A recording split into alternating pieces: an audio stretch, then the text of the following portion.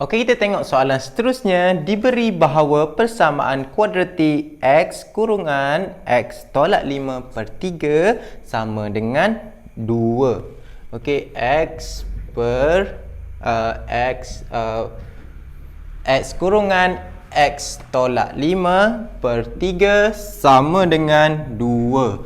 Okey, so soalan pertama, ungkapkan persamaan itu dalam bentuk general form AX square BX plus C. Okey, ini adalah general form dia, AX square BX plus C sama dengan 0. Okey, so pertama sekali senang saja soalan ini, sangat direct.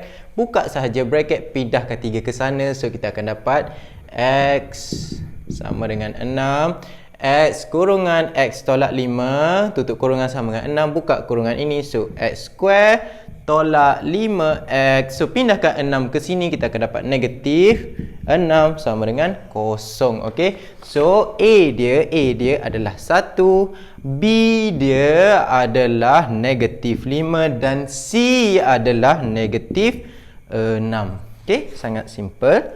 So soalan seterusnya dia kata apa? Nyatakan hasil darab punca persamaan tersebut. Okey, hasil darab HDP ataupun product of root POR. So untuk kita identify di mana SOR, sum of root ataupun hasil tambah punca ataupun hasil darab punca, kita kena obey ataupun ikut formula rules ini iaitu X square tolak SOR ataupun hasil tambah punca HDP X tambah POR ataupun hasil darab punca sama dengan 0. Okey, so 1 adalah hasil tambah punca dan hasil darab punca, SOR sum of root dan POR product of root.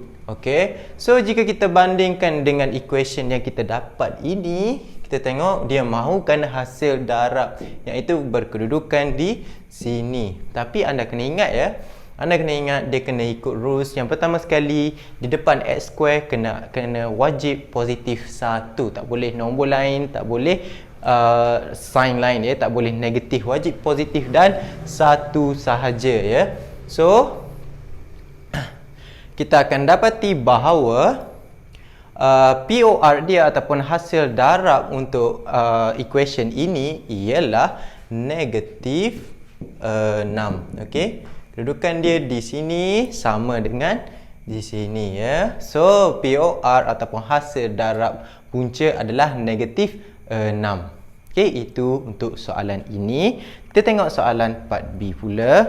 Okey, untuk soalan part B, graf fungsi kuadratik fx sama dengan 2x kuasa 2 tambah 4x tolak 3k tambah 1 dengan keadaan k ada pemalar tidak bersilang dengan paksi x. Cari julat nilai k.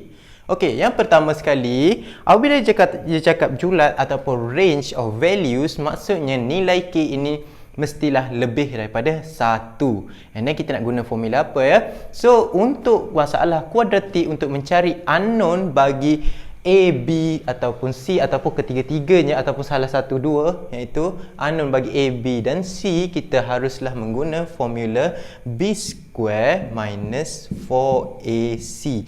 Dan B square minus 4AC ada 3 jenis, iaitu yang pertama dia sama dengan 0, B square minus 4AC lebih besar daripada 0, dan B square minus 4AC lagi kecil daripada 0. Ada 3 jenis So untuk kita identify yang mana satu yang kita kena guna, ialah kita kena mengetahui adakah graf ataupun adakah graf kuadratik itu menyentuh ataupun menyilang paksi X. Jika dia hanya menyentuh satu point saja di titik di paksi X, kita haruslah menggunakan B square minus 4AC sama dengan 0.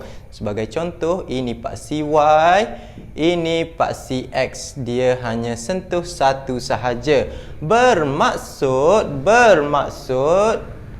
bermaksud titik maksimum atau titik minimum dia terletak pada paksi X. Okey. Okey, kita tengok soalan bahagian B untuk soalan ini, iaitu graf fungsi kuadratik f(x) sama dengan 2x kuasa 2 tambah x tolak 3k tambah 1. Dengan keadaan k adalah pemalar tidak bersilang dengan paksi x, cari julat nilai k. Bila dia sebut pasal julat ataupun range in English, bermaksud nilai k ini mesti lebih daripada 1 range maknanya ada part di mana kemungkinan nilai k berada di situ. Okey. So, kita tengok dulu equation yang diberi adalah 2x kuasa 2 tambah 4x tolak 3k tambah 1. Okey, jadi untuk soalan ini bila kita ingin mencari unknown ataupun untuk soalan ini, jika kita ingin mencari unknown bagi nilai A, B dan C, kita harus menggunakan formula B square minus 4AC. Dan anda perlu ingat dan faham bahawa B square minus 4AC ada 3 jenis, iaitu ada yang lagi kecil pada kosong, ada yang B square minus 4AC sama dengan kosong, dan ada yang B square minus 4AC lebih besar daripada kosong. Okey. So, untuk soalan ini, kita kena kenal pasti nak guna yang mana dahulu. Jika anda perhatikan, dalam soalan ini dia menyatakan bahawa dengan keadaan K adalah pemalar tidak bersilang dengan paksi X. Equation ini tidak bersilang dengan paksi X. Itu adalah benda penting untuk kita menentukan kita nak guna yang mana. Jika graf itu hanya menyentuh satu titik sahaja di paksi X, kita haruslah menggunakan B square minus 4AC sama dengan kosong. Bila kita sebut dia hanya menyentuh satu titik sahaja, sorry, ni salah Okey, jika dia menyentuh satu titik sahaja, bermaksud minimum ataupun maksimum point dia, titik minimum atau titik maksimum dia terletak pada paksi X. Okey. And then kita tengok itu adalah rules untuk B square minus 4AC sama dengan kosong. Jika B square minus 4AC lebih kecil daripada kosong, bermaksud graf ini tidak menyentuh langsung paksi X. Okey, dia boleh jadi dia berada di atas macam ini ataupun dia berada di bawah seperti ini, tak menyentuh paksi X, dan ini adalah yang dinyatakan dalam soalan ini. Dalam kes ini, graf itu tidak menyilang langsung pada paksi X. Okey, kita dah tahu nak guna yang ni, tapi saya nak explain macam mana nak guna yang ni. B square minus 4AC greater than 0, lebih besar daripada kosong, ialah apabila graf itu menyilang dan mempunyai dua point yang bersentuhan dengan paksi X. Sama ada macam ni, jika dia mempunyai titik minimum, jika dia mempunyai titik maksimum, graf mempunyai titik maksimum, dia akan bentuk macam ini Nampak ni, dia menyilang dua titik pada paksi X. Okey, kita dah kenal pasti kita nak guna B square minus 4AC smaller than 0. So, the next step is masukkan nilai B, A dan C ke dalam equation. Nilai B untuk equation ini adalah 4. So, masukkan 4 square minus 4AC. A dia adalah 2 dan C adalah 3k tambah 1 lebih kecil daripada kosong. So, kita buka bracket, 4 square sama dengan 16 tolak 8, 3k tambah 1 lebih kecil daripada kosong. 16 tolak 8 darab 3 sama dengan 24k. Negatif 8 darab 1, negatif 8 lebih kecil daripada kosong. Selesaikan dia, kita akan dapat berapa? Negatif 24k tambah 8 lebih kecil daripada kosong.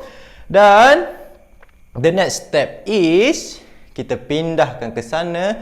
So 8 lebih kecil daripada 24K dan K adalah 28 bahagi 24 lagi kecil daripada K.